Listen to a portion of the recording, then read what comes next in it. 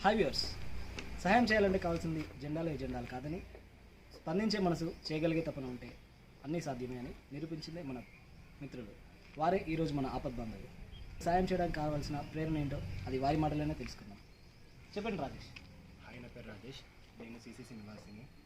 ఈరోజు మేము MR office దగ్గర నిరుపేద కుటుంబాలు 20 కుటుంబాలు ఉన్నాయి. వారికి ఆకలి తీర్చడం కోసం వారికి ఈరోజు మేము కూరగాయలు అనేది డొనేట్ చేయడం జరుగుతుంది. వారి దగ్గరికి వెళ్ళి నేను కలవడం జరిగింది. ఈ కరోనా నేపథ్యంలో వారికి చేసుకోవడానికి పని లేదు, వారి దగ్గర డబ్బు లేదు, ఆకలి బాధతో చాలా బాధపడతామని చెప్పడం జరిగింది. వారి ఆకలి తీర్చడం కోసం ఈరోజు మాకు సహాయం నేను మరియు మా ఫ్రెండ్స్ కొంతమంది అమౌంట్ గ్యాదర్ చేసుకొని వాళ్ళకి డొనేట్ చేయడం జరుగుతుంది ఈరోజు. అదేవిధంగా వాళ్ళు చెప్పిన మాటల్లో ఏంటి అంటే వాళ్ళని పట్టించుకోవడానికి చాలామంది లేరు అని, నిరుపేద కుటుంబాలు, అదేవిధంగా వాళ్ళకి ఆరోగ్య సమస్యలు ఉన్నాయని చెప్పడం జరిగింది. ఈ కరోనా నేపథ్యంలో పనులు లేక వారికి పస్తులు ఉండడం జరుగుతుందని తెలిసింది. ఆ విధంగా వారికి మాత్రమే సహాయం చేయడం జరుగుతుంది ఈరోజు.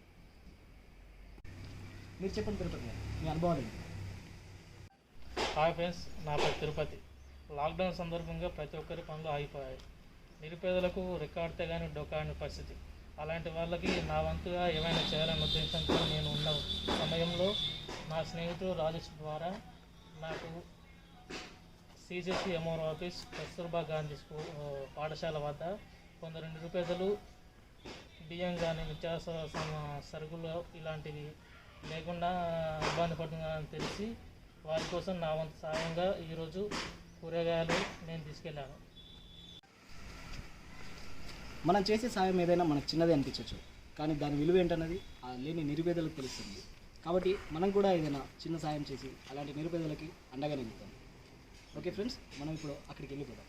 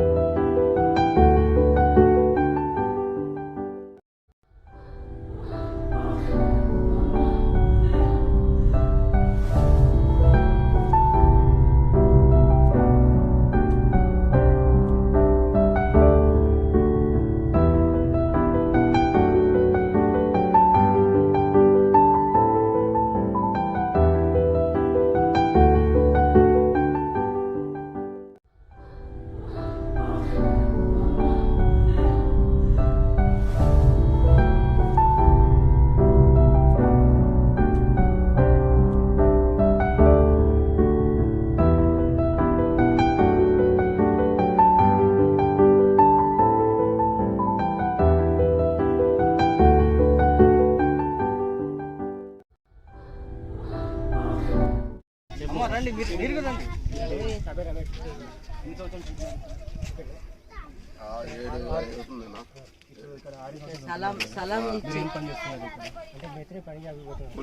అందుకే అందరు కూలి పని.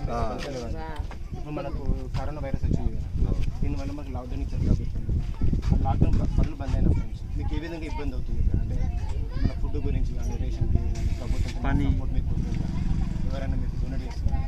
ఆకలి బాధ అంటే రేషన్ బియ్యం కానీ మొన్న సార్ వచ్చి చెప్తే పోయి తెచ్చుకున్నాం. మేము పోయి రేషన్ అంతా బరాబరే, వాళ్ళు కూడా అత్తరు ఇద్దరు పోతారు.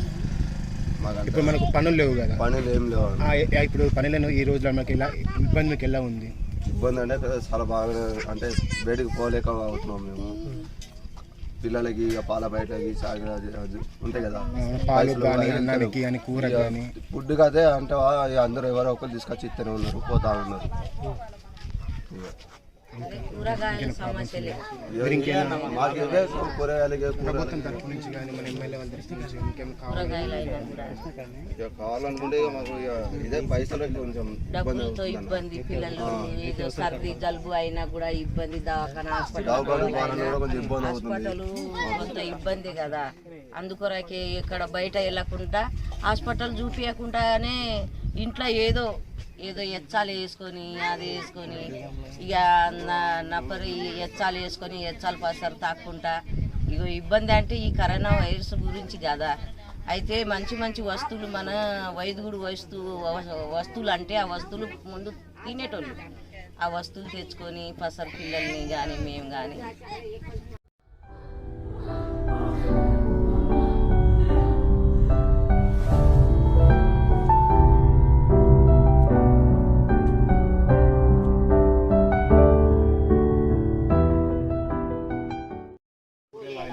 ఈరోజు ఇంకెందుకే సహాయం కావాలంటే మా తరపు నుంచి మన డొనేషన్ ఇంకేమైనా కావాలంటే అడగండి ఈ సహాయం ట్రై చేస్తాం. చాలా కడుపు వస్తుంది.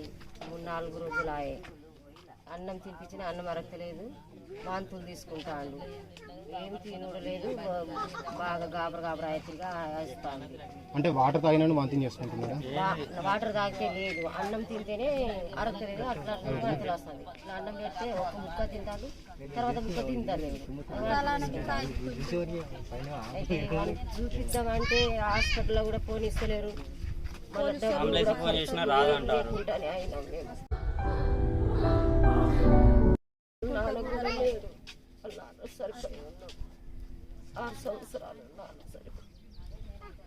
ఇవాళ సిసిసి నస్పూర్ దగ్గరలో ఉన్న కస్తూరిబా గాంధీ హాస్టల్ దగ్గరికి మేము అందరం వచ్చామండి. ఇక్కడ చాలామంది ఇక్కడ వాళ్ళకి శరణార్థులు ఇక్కడ వాళ్ళకి కూరగాయలు కానీ తిండి లేక రేషన్ బియ్యం లేక హాస్పిటల్స్ లేక చాలా ఇబ్బంది పడుతారు. మా ఫ్రెండ్స్ ద్వారా తెలుసుకొని తలా కొంచెం చందాలు వేసేసుకొని ఇంటింటికల్లా కూరగాయలు ఇవ్వడం జరిగింది.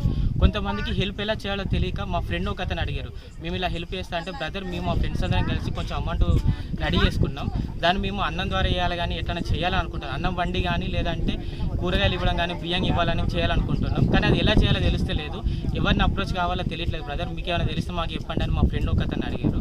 చాలామందికి హెల్ప్ చేద్దామని వచ్చినా కానీ అది ఏ విధంగా చేయాలి ఎలా చేయాలని తెలియక చాలామంది సఫర్ అవుతారు. సో మీకు మీ ఇంటి దగ్గరలో కానీ లేకుంటే ఈ వీడియో చూసైనా కానీ లేకుంటే ఎక్కడన్నా దరిదాపులు ఇలా ఉన్న వాళ్ళు ఎవరైనా మీరు మీ ఫ్రెండ్స్ అయితే ఎవరైతే అనుకున్నారో వాళ్ళందరూ తల కొంచెం డబ్బు జమ చేసేసుకొని ఇంటికల కూరగాయలు కానీ బియ్యం కానీ రేషన్ కానీ ఇస్తే చాలా మంచిగా అవుతుంది.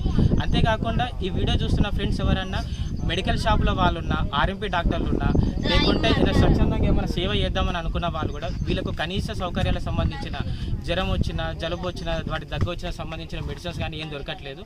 వీళ్ళు బయటికి వెళ్ళాలన్నా బయట వెళ్ళలేని పరిస్థితి, బయట వాళ్ళు ఉన్న మెడికల్ షాప్ వాళ్ళు కానీ డాక్టర్లు కానీ ఇక్కడ రాలేని పరిస్థితి అది. దీనికి కొంచెం మీరు ఎవరైనా పెద్దగా చేసేసుకొని ఎవరైనా సాయం చేద్దాం అనుకున్న వాళ్ళు దగ్గరకు వచ్చి వీళ్ళకు మెడిసిన్స్ రూపంలో కానీ వెజిటేబుల్స్ రూపంలో కానీ బియ్యం రూపంలో మీకు తోచినంత ఏదో విధంగా చేసి పెడితే చాలా హెల్ప్ అవుతుంది. చాలామంది ఫ్రెండ్స్ ఏం చేస్తారు అంటే అన్నం వండి వాళ్ళకు వడ్డిస్తామని చేస్తారు.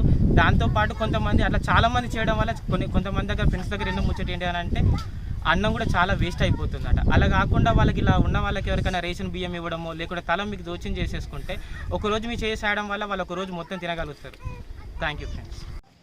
ఓకే ఫ్రెండ్స్, మీరు వీడియో చూసారు కదా. మీకు ఈ వీడియో కనుక నచ్చినట్లయితే నా ఛానల్ సబ్స్క్రైబ్ చేసుకోండి, షేర్ చేయండి. దయచేసి ఇంకో పేదవాళ్ళకి సహాయం చేయండి.